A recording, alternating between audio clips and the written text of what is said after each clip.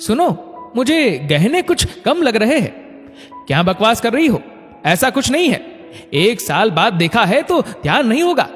अपनी पत्नी रूबी की बात सुन अतुल चौंकते हुए बोला, नहीं अतुल, देखो इसमें झुमके नहीं है और 2 अंगूठियां भी गायब है। हाथों में ली हुई पर्ची से गहने मिलाती रूबी बोली। अब अतुल के कान भी खड़े हो गए। झट से रूबी के हाथों से पर्ची ले एक एक गहना मिलाने लगा। सच में गहने कम थे। ऐसा कैसे हो सकता है रूबी? पापा ऐसा नहीं कर सकते हमारे साथ। मुझे भी कुछ समझ नहीं आ रहा अतुल। क्या पापा जी से पूछना सही होगा? अभी रात हो गई है, कल सोचते हैं क्या करना है, अतुल ने कहा और दोनों पति पत्नी सोने चले गए। लेकिन आंखों से नींद दोनों के गायब थी। अतुल और रूबी घर से दूर दूसरे शहर में रहते थे और अतुल का परिवार, जिसमें उसके पापा राधेश्याम जी, मम्मी शीला जी, भाई भाभी और अतुल की छोटी बहन सौम्या, सभी पटना में रहते थे। अतुल और रूबी की शादी को 2 साल हुए थे और शादी के समय रूबी को उसके मायके से बहुत सारे गहने दिए गए थे। जब शादी के कुछ समय बाद रूबी और अतुल पटना से दिल्ली जाने लगे तो शीला जी ने सारे गहने ले जाने से रूबी को यह कह रोक दिया कि अभी सारे गहने ले जाना सुरक्षित नहीं। जब वहां लॉकर ले लो फिर लेती जाना गहने, तब तक यहाँ के लॉकर में रख दो। रूबी और अतुल को भी माँ की बात जायज लगी तो कुछ हल्के गहने ले बाकी रूबी ने अपनी सासू माँ को दे दिए रखने को। बचपन से ही रूबी की आदत थी हर चीज को सलीके से रखने की। सारी रसीदें सब कुछ सहेज कर रूबी रखती कि कब किसकी जरूरत आन पड़े। अपने गहनों का भी यही सोचकर कि याद रहे कौन से गहने किसने दिए मुंह दिखाई में और कौन से मायके से मिले, उसने लिखकर पास में रख लिया। दिल्ली जाकर अतुल और रूबी अपने घर गृहस्थी बसाने में लग गए और 1 साल बाद वापस पटना आना हुआ। इस बार रूबी को अपने मायके भाई की शादी में भी जाना था तो उसने गहने लॉकर से निकलवाने को सासुमा को बोल दिया। लिस्ट के कारण जब गहने आए तो रूबी को पता चल गया कि गहने कम है। करवटे बदलता अतुल भी यही सोच रहा था कि अगर लिस्ट ना होती तो शायद 2 अंगूठी और 1 झुमका गायब है ये पता भी ना चलता, क्योंकि इतने गहनों में से 1-2 गायब भी हो तो क्या याद रहता है। हो सकता है पापा ने कहीं और रख दिए हो। रात भर अतुल खुद को दिलासा देता रहा। आज अपनी पत्नी के आगे खुद को कितना छोटा महसूस कर रहा था। उसके अपने घर वालों ने उसकी पत्नी के गहने निकाल लिए थे। क्या सोच रही होगी रूबी? कैसे लोग हैं उसके ससुराल वाले।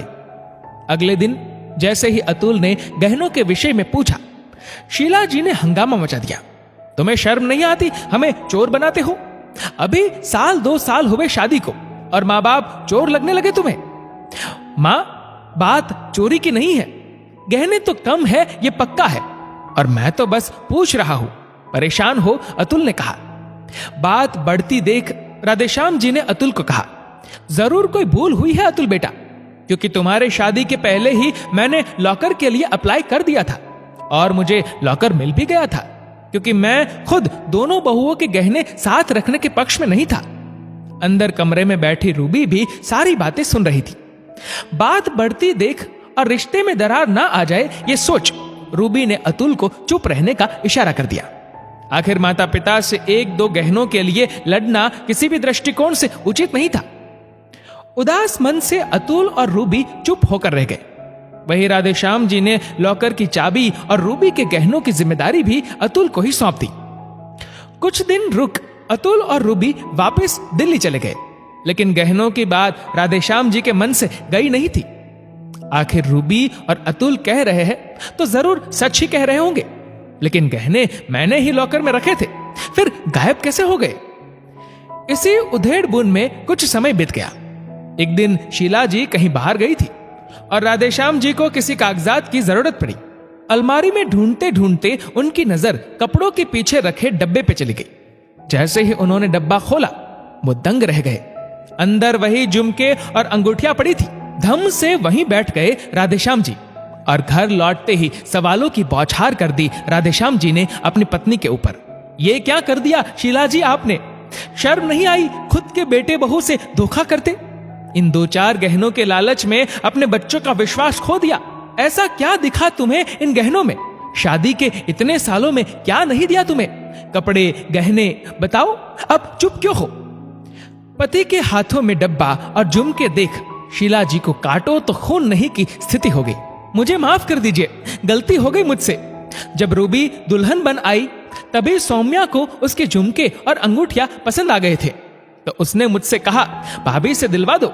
मैंने रूबी से कहा भी कि इकलौती ननद का नेक तो बनता है रूबी बहू, कुछ उपहार दे दो सौम्या को। तो उसने एक हल्की सी अंगूठी पकड़ा दी सौम्या को। आपने जब अतुल और रूबी के जाने के बाद अलमारी में गहने रखे तो जिद कर सौम्या ने मुझसे निकलवा लिए कि इतने सारे गहनों में क्या याद होगा भाभी को। बेटी के मोह में गलती हो गई मुझसे, माफ कर दीजिए मुझे। माफ कर दूं तुम्हें अतुल की मां? कैसे माफ कर दूं? क्या तुम्हें एक बार भी नहीं लगा कि सौम्या की मांग नाजायज थी? सौम्या के हक के गहने मैंने पहले ही उसे उसकी शादी में दे दिए थे, और ये तो रूबी के पापा के दिए गहने थे जिन पे सिर्फ रूबी और अतुल का हक था। तुमने आज मुझे मेरे बच्चों के सामने शर्मिंदा कर दिया अतुल की मां। कैसे भूल गई तुम कि माँ बाप और बच्चों के बीच सबसे कीमती चीज विश्वास होती है, और आज तुम्हारे कारण वो मैंने खो दिया। चाहे अतुल और रूबी समझदारी दिखाते हुए चुप रह गए, लेकिन दोबारा कभी विश्वास नहीं कर पाएंगे अपने पिता पे। आज मेरा विश्वास तुमने भी तोड़ दिया। क्या एक पल भी अपने पति के सम्मान की फिक्र नहीं हुई? कैसे अपनी बेटी की जिद अपने पति के मान सम्मान से ज्यादा प्यारी लगने लगी?